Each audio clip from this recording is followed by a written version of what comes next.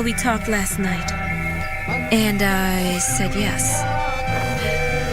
I said yes, that I would marry you. Seriously? Yes. She accepted, Professor. What are you talking about? It's Karina. She said she's going to marry me, Professor. Ruben, someone's got to open your eyes, and there's no one better than me. And for sure, Fabiola must have told you she's having problems with my wife. Daddy. Well, Daddy.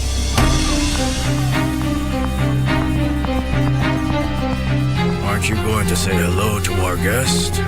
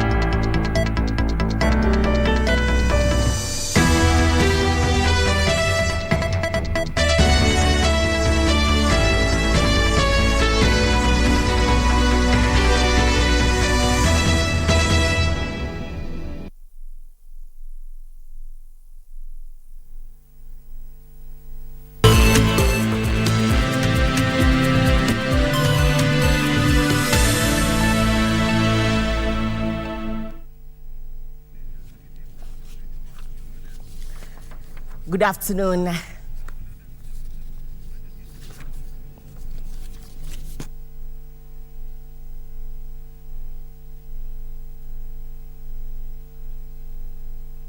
Good afternoon. Thank you for creating time for us. You are in time for the latest updates. A very warm welcome to the Lunchtime News. My name is Irene Muchuma. On sign language interpretation is Byron Abule. It is the 22nd day in the month of February 2023. The Azimio Umoja One Kenya Coalition is holding Gardens. Ahmed Abdullahi Khalid is on that beat, and the KICC Kenya is joining the world in marking Nile Day celebrations. Let's interact on all our social media platforms at KBC Channel 1. The AIDS Healthcare Foundation has called on the government to adopt policies that will make condoms more affordable and accessible to roll back the rising cases of sexually transmitted diseases among young adults. The foundation's county director, Dr. Samuel Kinyanjui, says the country is currently facing a surge of a new strain of multi-drug resistant supergonorrhea and rising cases of HIV infection among the young adults. Dr. Kinyanjui cautioned that a person living with HIV/AIDS will cost the government an estimated 25,000 shillings annually, while the government's investment in the availability of condoms to prevent HIV infection will cost the government a partly 1,200 shillings per person. Investing in condoms to the government, to the partners and other development people is not free distribution. It is an investment protecting the young generations from getting new infection. A new HIV infection, a person living with HIV will cost the Kenyan government and the funders between 20 to 32,000 every year.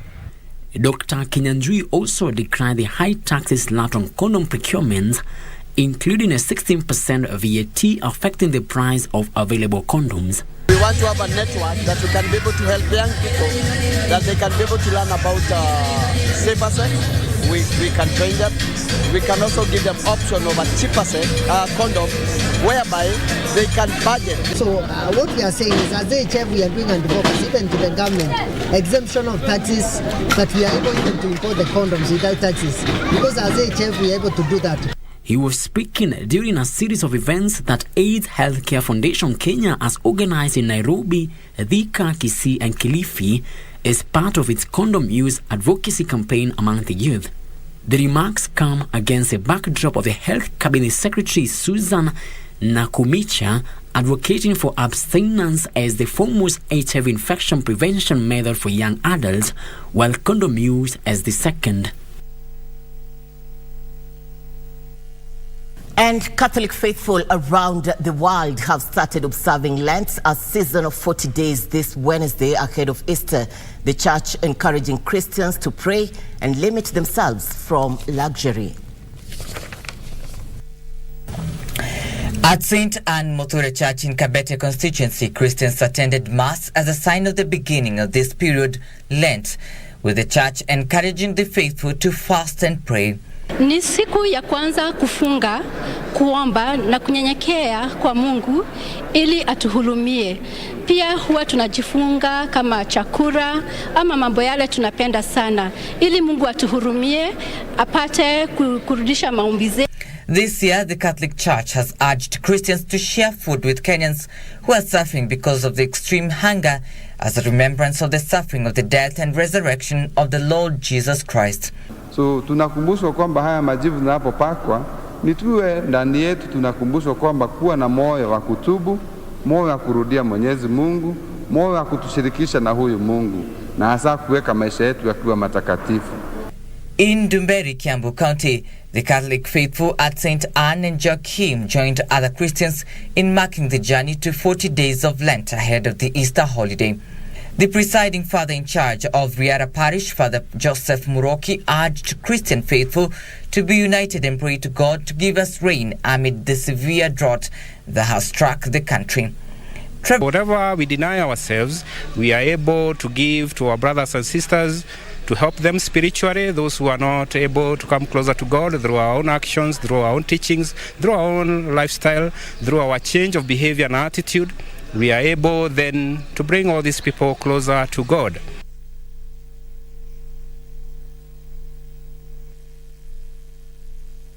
To security concerns, a major security operation is currently underway in various parts of the North Rift region to flush out bandits and bring long-lasting peace.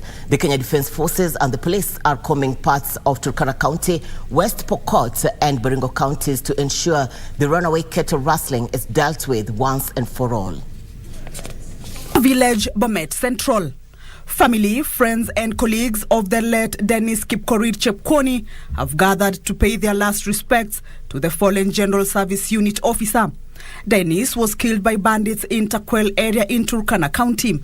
We have lost somebody who was still very young. Familia yake ni ndogo. Alafu sasa unatuambia human rights. Hiyo maneno hatutakubaliana nayo. Mtupeleke kotini. Lakini hiyo exercise lazima iendelee. Hiyo bunduki lazima ipeanwe. And I want to agree with former MCA. Wacha mtu akule risasi na mtu asiniambie ni human rights. How askari wako na human rights pia. Some kilometers away in Uasin Gishu County, another funeral. Brian Kimutai was also felled by the bullet. Brian and Dennis are among hundreds of uniformed officers who have paid the ultimate price in efforts to rid the country of the retrogressive practice. Should be our stand kama viongozi. We need to deal with this banditry ruthlessly. As they are laid to rest, their uniformed colleagues are currently combing the very grounds they breathe their last, hunting for their killers in a bid to put to a stop to the violence. Serikali waangalie vizuri hii vijana wadogo, at least wapate training fulani ama ujuzi ya huku ndio wapelekwe huku wapate kuenda vita huku. Serikali wahakikishe wamemfuatilia mpaka tupate haki yetu kama family, mpaka kawa mengi ni ya Mungu. Kwa kweli tunaachia mengi Mungu, lakini sisi tunaomboleza sana Brian. Despite pockets of protest, the government says it will fight banditry and bring some much needed peace. Elsewhere, a section of residents in Gatundu North are staring at starvation owing to prolonged drought. The residents who are now relying on relief food say they have resorted to skipping some meals as the effects of drought continue to take their toll. Speaking while issuing relief food to severely affected elderly persons, the area member of parliament, Elijah Kururia, said nothing better manifests the grim reality of the drought in the area than the long queues of elderly seeking to get their next available meal. The locals who received rice, beans also called on the government to consider lowering the prices of basic commodities such as maize flour to make it affordable. He urged Kenyans, especially the youth, to embrace agriculture as a source of livelihood to support the government's course to be food secure.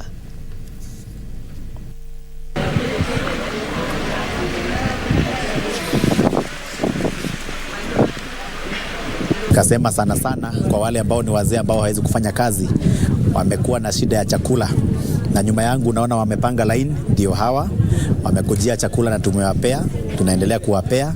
Hapa tuko chani ya constituency na tutawapelekea wale ambao ni wazee mpaka eneo zao katika ward zetu zote 4 ndio wapate chakula ya kukula. Mashamba yote imekauka kwa sababu ya jua. Hivyo kwa mashamba hakuna chakula. Hivyo serikali kama ingekaa kama inatuangalia kutuletea mahindi na kila kitu tutaweza furahia.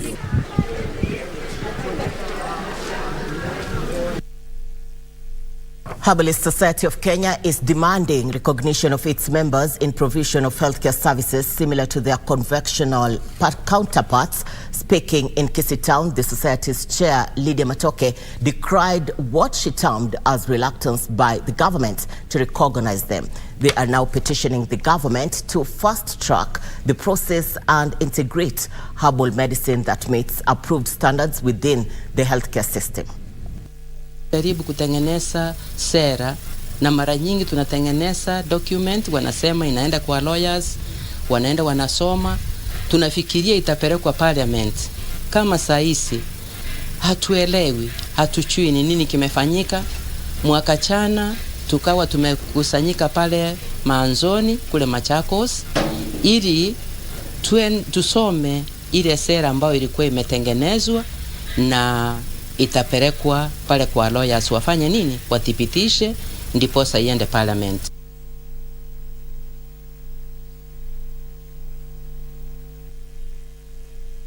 You're watching the Lunchtime News. We are taking a breather. See you on the other side with more news including business and sports. Stay with us.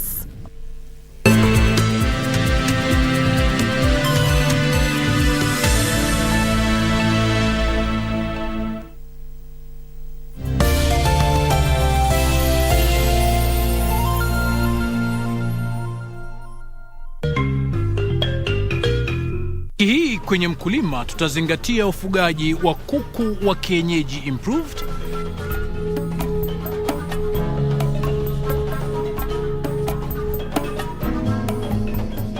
Kuku it's effortless.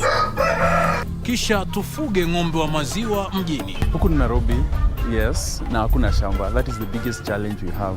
So the only thing we do, na utilize ile space kidogo iko because the government is unapata inatu encourage.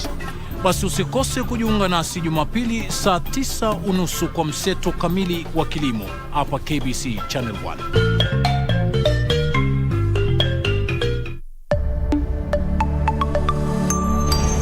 Sawadi, they won't let us see him. They won't let us see. He could be hurt. Help. Haji sasa. Nataka tu kujua kile unajua kuhusu history. Oh, mwambie aende. Sitaki kumuona. Nimechoka na hii familia, Mom. Sawadi. I'm tired of this family. I'm tired of seeing Calvin hurt. And I'm tired of seeing Dad go through pain because of what Calvin is going through. I'm tired. I shouldn't have left him by himself. He wouldn't have tried to hurt himself. Mom, you can't start blaming yourself for this. I shouldn't have left him with you.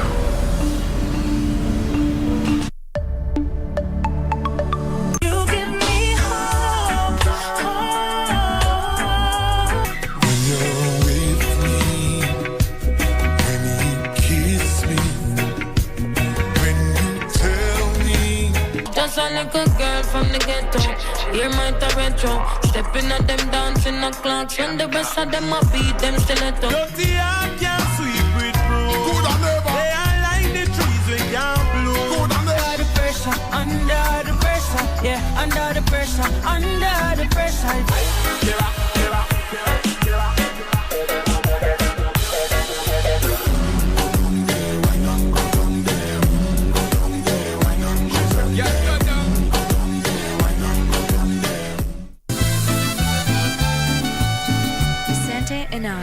Well, we talked last night. And I said yes. I said yes, that I would marry you. Seriously? Yes. She accepted, Professor. What are you talking about? It's Karina. She said she's going to marry me, Professor. Ruben, someone's got to open your eyes, and there's no one better than me. And for sure, Fabiola must have told you she's having problems with my wife. Daddy. Well... Daddy.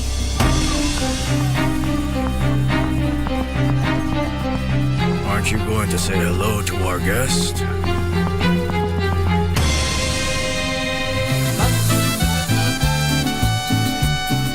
I'm Marie Yambo, here in the southern parts of the country in Oloitoktok, where, as you can see, farmers have lost their crops to the ongoing drought. Some families are even feeling the pressure to marry off their girls for an income. That story coming soon on KBC Channel 1.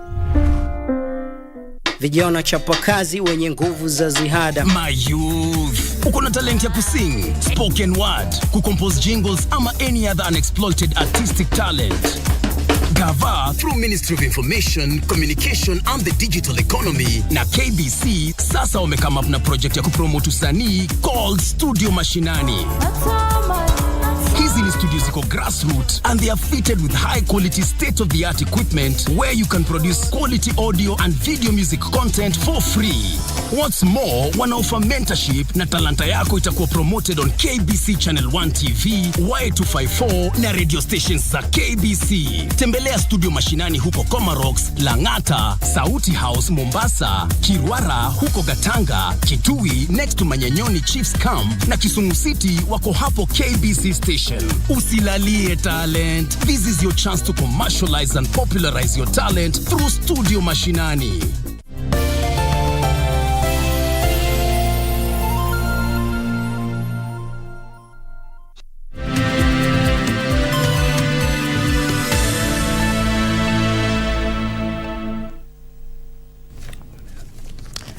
Welcome back. You're watching the Lunchtime News. Let's continue interacting on all our social media platforms at KBC Channel 1. For now, we cross over to the Jivanji Gardens where the Azimio Umoja One Kenya Coalition is holding national prayers. Let's cross over and listen in.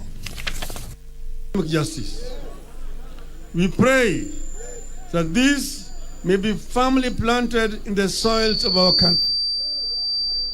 I want to thank the men and women of God who have spoken here strongly and reminded the country of the warning of Prophet Amos. And I quote, "You trample the poor, stealing their grain through taxes and unfair treatment. Therefore, though you build beautiful stone houses, you will never live in them. Though you plant lush vineyards, you will never drink wine from them." Amos 5:11. 3. In line with our quest for electoral justice and social justice, we have 3 significant pronouncements to make. First, the cost of living. We have been talking about the rising costs of basic commodities like unga, electricity, diesel, petrol, paraffin, sugar, milk, among others, for far too long. We have complained about rising taxes, and we have lately talked about children dropping out of school for lack of fees. Withdrawal of subsidies to food and education in the middle of drought and famine was a reckless and heartless. Consequently, the subsidies must be restored, the cost of basic commodities and taxes must come down in the next 14 days. Secondly, electoral deceit must end. Servers must be opened and audited, and Servers must be opened and audited under auspices of a reputable firm or organization, failure to which we shall lead the people to restore their authority and voice. 5, the ongoing process. Hello? 5, the ongoing process of reconstituting IEBC must stop immediately. A bipartisan task force must be put in place to restructure the IEBC in a manner that ends its monolithic operations. 6.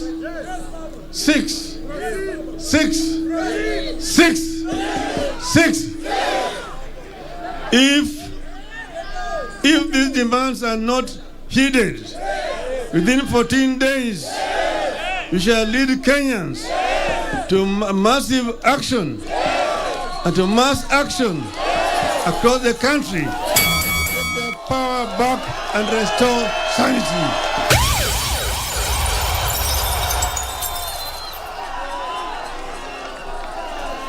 Hello? Hello?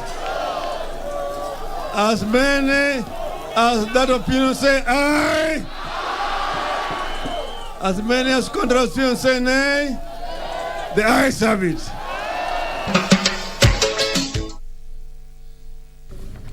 Azimio la Umoja One Kenya Coalition holding prayers at the Jivanjee Gardens in the county of Nairobi. The Orange Democratic Movement Party leader Raila Odinga urging the government to reduce the cost of living, threatening to mobilize Kenyans on mass actions against the cost of living issue.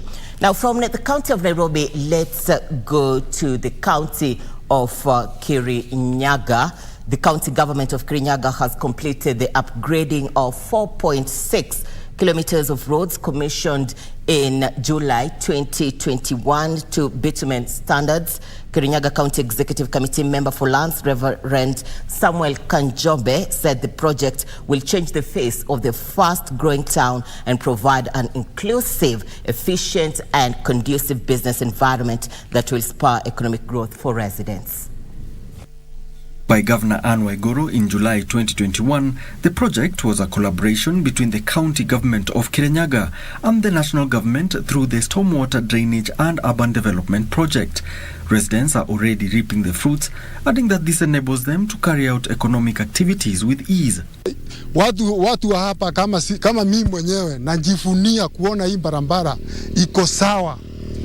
Na hakuna shida yoyote tukipita kwa hii barabara, sababu ukitoka kwa hii barabara kutokea ile ingine ni lami tupu. Lakini kwa sasa nashukuru sana county government kwa sababu ya kutufikiria mambo ya kututengenezea hii barabara. Hiyo sasa itakuwa ni rahisi juu sisi ni wakulima na The project is aimed at improving water drainage systems and offering sustainable stormwater management in various towns in the county. Kirinyaga, we have an ongoing project that is about to be completed. It is over 95% done. At the same time, Kiambu Governor Kimani Wamatangi has officially launched 6 new municipalities in Kiambu County, now bringing the total number to 13 from the previous 7.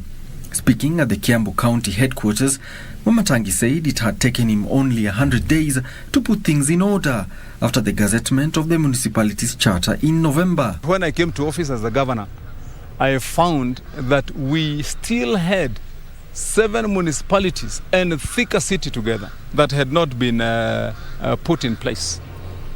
That task had taken more than 9 years to do. Also joining the race is Migori County, where Kehancha town in Kuria West has also been elevated to a municipality, ending a decade of uncertainty over the town's development potential. Migori County Governor Ochilo Ayako said the town's new status will attract new investors and promote urbanization. The town will require an integrated development plan, proper revenue collection, effective and efficient delivery services to the people. The county boss, however, appealed to the residents of Kehancha and its environs to consider investing within their localities for rapid growth and creating job opportunities, which in turn will allure venture capitalists. Alan Auko, Lunchtime News. All right, glad you're watching the Lunchtime News. We are taking a short commercial break. We'll be back in a bit.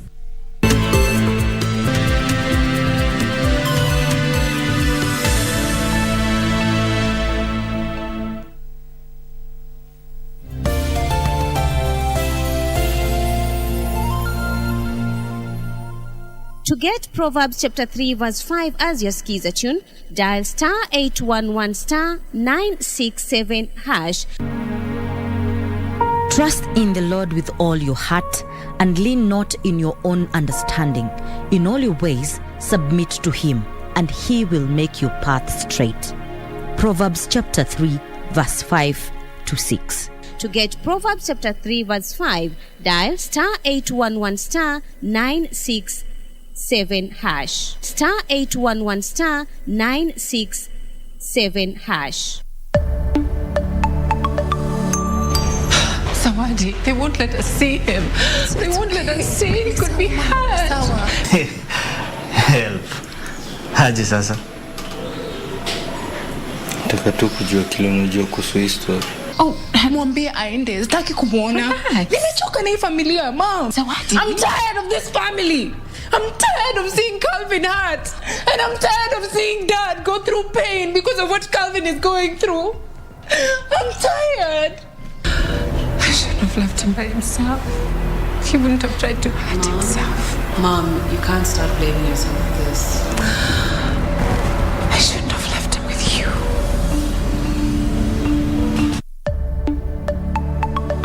I'm Marie Yangbo here in the southern parts of the country in Oloitoktok, where, as you can see, farmers have lost their crops to the ongoing drought. Some families are even feeling the pressure to marry off their girls for an income. That story coming soon on KBC Channel 1.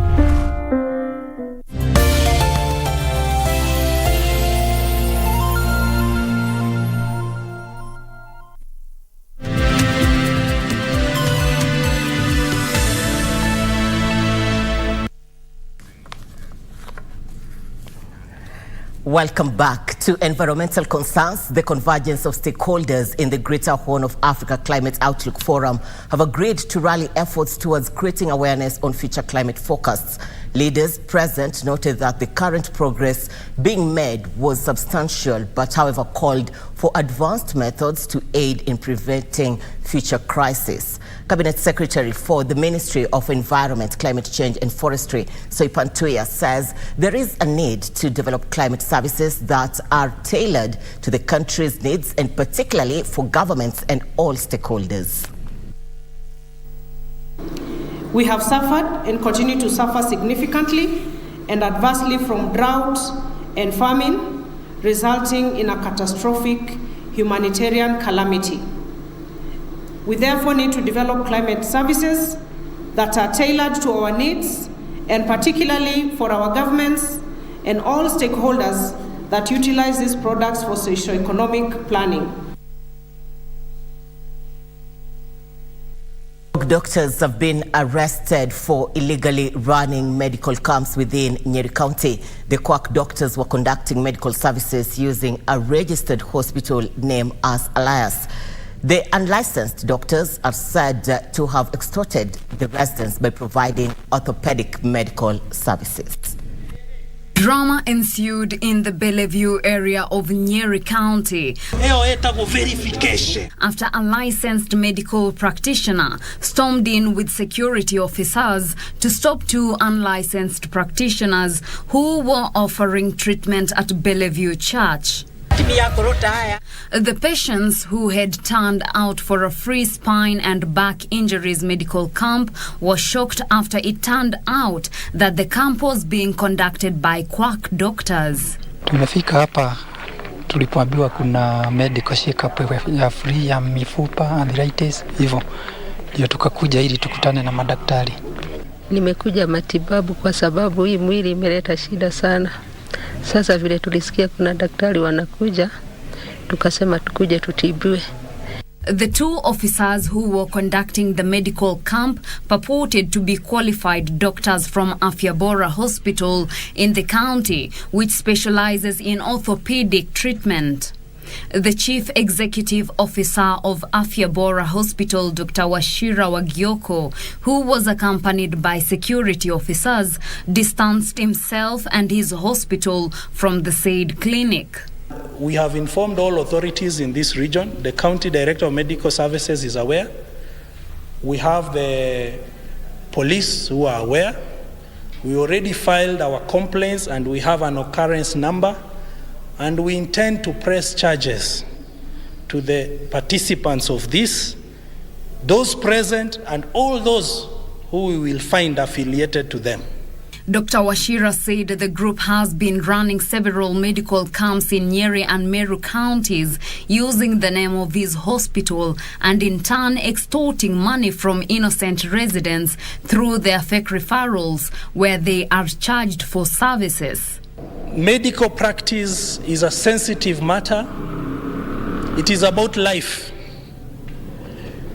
Before you take yourself or your loved ones to any purported medical camp, confirm that it is a legal medical camp through contacting your local health authorities as well as the Kenya Medical and Dentist Practitioners Council. The two rogue doctors were arrested and taken to police custody. Reporting for Lunchtime News, I am Teresa Mutai. Kitengela matatu operators, tuk-tuk drivers and boda-boda riders have benefited from ongoing road safety training initiated by Traffic Department with an aim to curb the road carnage. In a joint sensitization program, the transport stakeholders were offered an opportunity to ask questions and give recommendations on best road practices that promote road safety. Led by Traffic Headquarters Assistant Senior Superintendent Peter Odhiambo, the senior officers encouraged the riders and drivers to adhere to safety practices. Odhiambo says the over 4,000 deaths caused by accidents are reported for last year and is alarming, and that at least 70% of accidents are mainly caused by carelessness and can be avoided.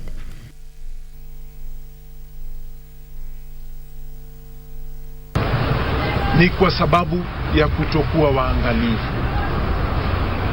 Unakuwa na haraka na ile 5 minutes unaokoa, hakuna mtu inasaidia. Haitakuwa ati sasa vile uliokoa hiyo dakika 5, hiyo dakika 30, uliongeza 1,000 kwa ile pesa ungepata siku hiyo.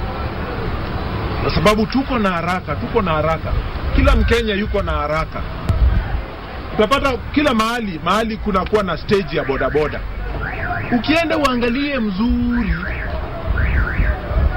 iko mtu amefungua kaduka kadogo, anauza chupa ndogo, kakwota, karobo, kanusu. Ni ukweli ama ni uongo? Kwa kila stage ya matatu utapata iko. Watu ya matatu hawatakwambia nani, watu ya bodaboda hawatakwambia nani, lakini ipo. Alafu kuna kutokuwa mwangalifu barabarani.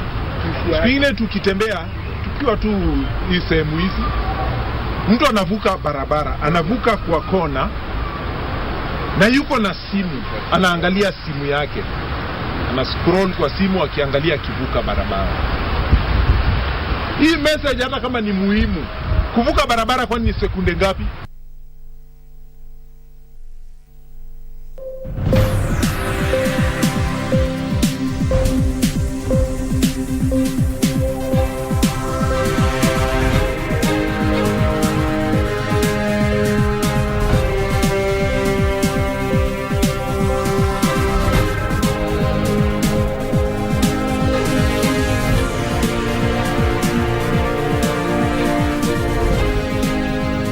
Business news, scientists say irrigation might not be the solution to the acute food shortage Kenya is facing, as water availability does not necessarily guarantee an increase in yields. Kenyatta University biotech research expert Professor Richard Odwor says climate change is making crop pests and diseases more persistent, and resilient genetically modified crops will inevitably be needed to guarantee food security.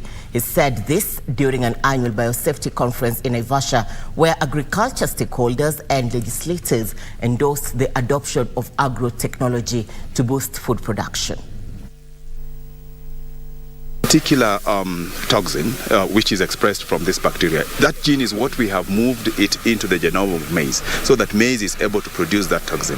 What does that do? It means that any stem borer that eats the maize is the one that is going to be affected.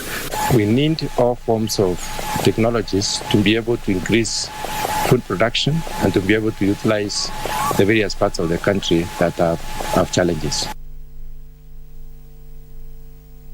Kenya is set to soon start direct bulk exports of tea and coffee to Slovakia. Slovakia Ambassador to Kenya, Katarina Legidonova, says modalities have been put in place and a number of companies will sign deals with local farmers' cooperatives to facilitate direct shipment of the two cash crops. Slovakia is set to become the latest country to start direct import of Kenyan tea and coffee, as the country seeks additional markets for the two commodities. Slovakia Ambassador to Kenya, Katarina Lelikdonova, says talks are at an advanced stage for the Central Europe nations' companies to sign agreements with farmers to facilitate the direct sales. That's why we had a company today with us, participating at the fora, and as well had a number of bilateral meetings on the tea and coffee export, direct export to Slovakia. So we, of course, targeting this issue. You have a best quality tea and coffee. Kenya has been scouting for alternative markets for its green leaf after Pakistan and Egypt, which are traditional markets, are facing economic hardships, with Slovakia saying there is a ready market for Kenyan tea. The Kenyan coffee is quite well known in Slovakia. It is. You can find it in coffee shops. It is well known. People really like it, and as well, we are great drinkers of the black tea. We love the black tea, but to be frank, there is a bit of a lack of the representation. Slovakia is keen on increasing its investments in the nut subsector, with the European nation planning to increase production of cashew nuts and macadamia in Kilifi County. I visited actually Kilifi County last week, and I visited the company, and there was a great appeal saying, please import the macadamia. The factory is running. Slovakia companies in the health sector are also willing to set up subsidiaries in Kenya. Organizations, etc. So we're really looking. The thing is that Slovakian companies not only looking to sell here, but also to establish their manufactory here because of some certain circumstances which are really, let's say, good for us. Then Kenya not as a sole market. We want it's a hub and also the gateway for distribution in the other countries, also Rwanda, Tanzania, and so on. I tried to establish business in South Africa, but it was not possible because of business environment, and I consider the Kenyan business environment much more interesting for us. Benson Druba reporting for.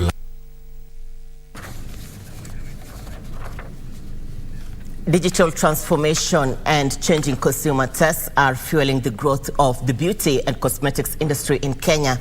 L'Oreal East Africa Managing Director Yasin Bakari says access to safe beauty products that meet the diverse needs of the populace is a key priority for players in the beauty and cosmetics industry.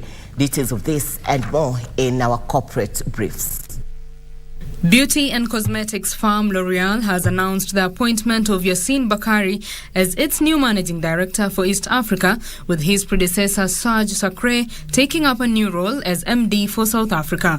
Yasin says Kenya's beauty and cosmetics industry is yet to be fully tapped, adding that there is need to ensure genuine products are available in the market. Consumers today are looking for authenticity, they are looking for efficacy, they are looking for superior quality, they are looking for trust. And what we need to do is really elevate the beauty market in Kenya first. He says Generation Z are looking for brands with a purpose through and beyond the products that they sell. With the new generation, the Gen Z are looking for brands with a sense of purpose. They are not looking for a good product. They are looking for good products which are bringing value to the world when it comes to social, societal, or environmental impact. Elsewhere, 4 out of 5 borrowers on digital platforms report an improvement in their overall quality of life because of digital loans despite the high cost of living. Tala Impact Report 2022 shows that borrowers reported improved access to finance, which increased the ability to afford household goods and bills and enabled small businesses to buy inventory. Customers feel more in control of their finances, where we saw that 44% of customers actually mentioned that their ability to save had been increased just by virtue of their access to credit. So the question here would be, what is the correlation there? And if you think about it, it's heavily tied to what are people using their credit for. Betty Kiptum, Lunchtime News. Kenyans are being encouraged to embrace blue economy courses to benefit from the many untapped international job opportunities in the maritime industry. As Terry Njenga narrates, about 5,000 Kenyan seafarers work with leading international marine companies. Kenya has taken the lead in supporting and implementing the UN 2030 agenda for sustainable development aimed at fostering sustainable utilization of blue economy opportunities.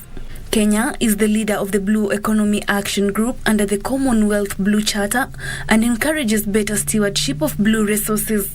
However, blue economy opportunities in Kenya are yet to be fully exploited, as most Kenyans only focus on fishing. A cruise ship, you need some training. For example, as a cook or as a bar attendant, you could be a housekeeper. This is our faculty. Speakers at the graduation ceremony of seafarers encouraged more Kenyans to enroll for shipping and maritime courses to tap the immense opportunities both locally and internationally. Why also not train engineers who can also make our rivers navigable? So that also we can have you to train very many Kenyans who can also get jobs. Terry Njenga, Lunchtime News. All right, health and wellness, culture and multi-general travel is gaining traction among tourists visiting the country. This is according to the Tourism Performance Report 2022, which indicates the number of visitors to Kenya increased 70% to 1.48 million tourist arrivals, with the US, Uganda and the UK and Tanzania being the top tourist source markets. The latest Tourism Performance Report indicates that 1.48 million international tourists arrived in the country, earning the country 268 billion shillings. The arrivals represent 72.4% recovery towards 2019 numbers, which is above the global average rate today. This is in comparison to 870,465 who visited the previous year. The increase has been attributed to most tourist source countries lessening the COVID-19 travel restrictions. Has really recovered very well in terms of recovery. As you can hear, the world is at 63% and we are at 72.4%.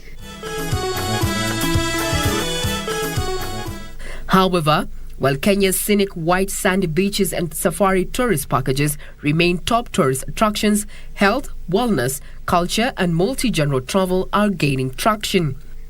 And basically we are looking at the area of cruise, eco-tourism, sports and adventure tourism, as well as gastronomy. To boost tourist inflows that are yet to top the 2019 figure of 2.4 million, the government plans to intensify marketing campaigns, especially in Africa and Asia, as well as diversify the tourism product.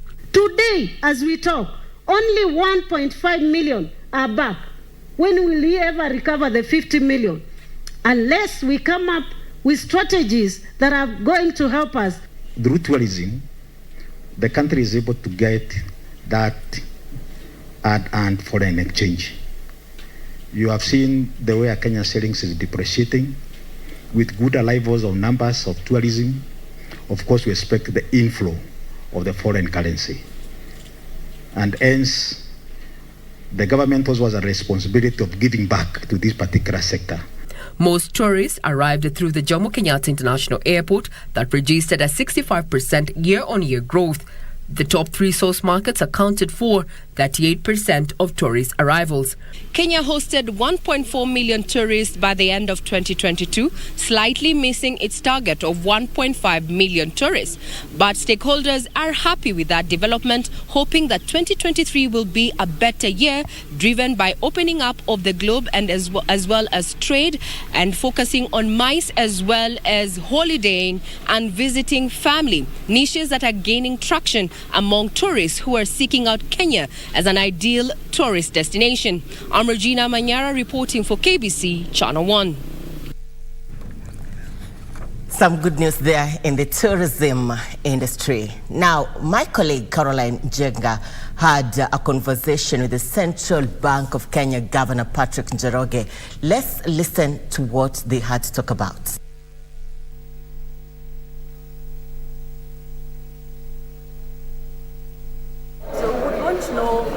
Maybe as our first question is how the banking was previously, and also how improving customers have better their services right here. Okay, thank you for your question. Basically, the room itself, the banking hall, has not changed. It hasn't changed since 1966, or when this building was opened. What has changed over time is the services that we offer to the external, let's say, persons, and in particular people that will come into the banking hall. So it's the services and how do we provide them. So basically what we have done is to realize and to accept the challenge of being world-class. We want to be a world-class bank. And it is true we are the only central bank, so we are not competing with anyone else. But in so doing, to be world-class, it means we have to be world-class in everything we do, even in relations to or with the people that come into the bank requesting services such as purchasing of T-bills, such as changing mutilated notes, such as changing mandates for, let's say, the counties, etc. So they come into the banking hall, and we want to provide those services as world class, and that is really what we've done. And so we've improved the services, the way we are delivering them. But frankly, this is the first step. This is the first step, and we will continue to make improvements. It is important to appreciate that customer service is not something that you could say is plug and play. So, and we are not looking at others in terms of competing with them. So we are learning as we improve. So for instance, we have now the queue management system, which is working very well. You come in, take a number from the ticket machine, you can do it on your WhatsApp, etc. So there's a lot that is happening. But I think this is a journey, and there are other things which I'll mention that we'll be doing. Governor, what is the expected impact in the immediate, in terms of even these operations that we have here? What is the immediate impact you're expecting? I think the immediate impact is first and foremost on the people that have been coming into the banking hall. It will be much more orderly. And in terms of, let's say, their expectation, waiting time, etc. And if there's any concern whatsoever, you can figure out where the problem was. So in that sense, it is using technology that is there, queue management system, to manage each customer individually as they come in. So they can sit anywhere, they will be called, and it is an efficient sort of mechanism. So that is one. Secondly, from our perspective, we will improve, we appreciate the improvement that has taken place. And we'll try and figure out, and in a sense, to tweak the system. So, for instance, if on a particular day you have a lot of, let's say, walk-ins demanding or requesting a particular service, we'll put more people there. And we'll begin to use the data that comes from this.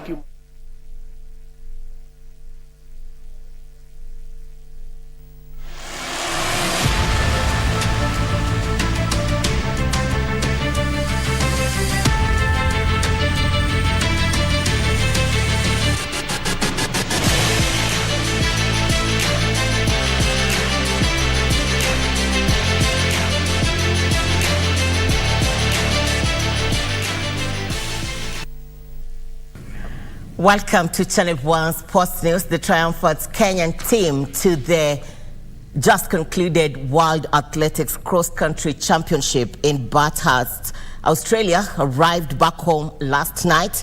Meanwhile, Sports Cabinet Secretary Ababu Namwamba Wednesday morning hosted the team to a breakfast meeting.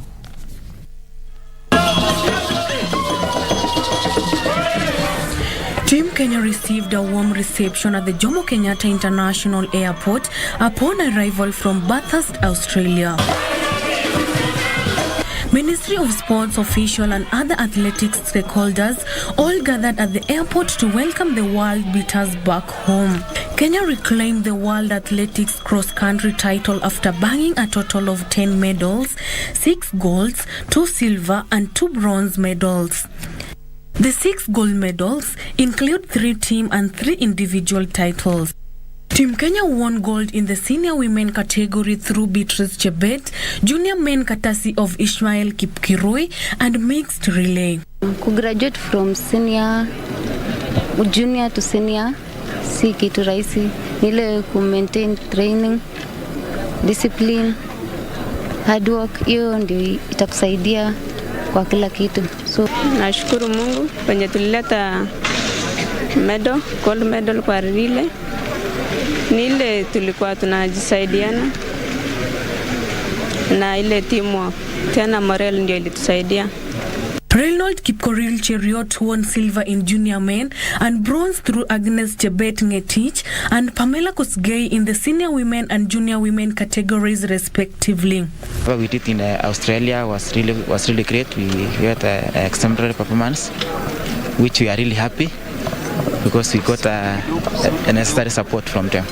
Our promise that we will fight and come with the medals, for sure we come. Every one of us here has a medal. There is no one who came without a medal, and that is our credit. Meanwhile, the team was hosted to a breakfast meeting Wednesday morning by Sports Cabinet Secretary Ababu Namwamba in Nairobi. We are celebrating the latest installation in a very proud tradition, a very proud heritage. I say this even in cabinet, that athletics, that sports is Kenya's #1 export to the world.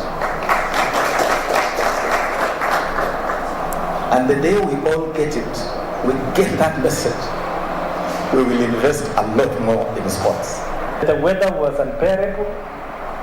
It was going to 36 degrees Celsius at some point. Very hot. But you were able to make sure that you represented us all well. So congratulations, Team Kenya.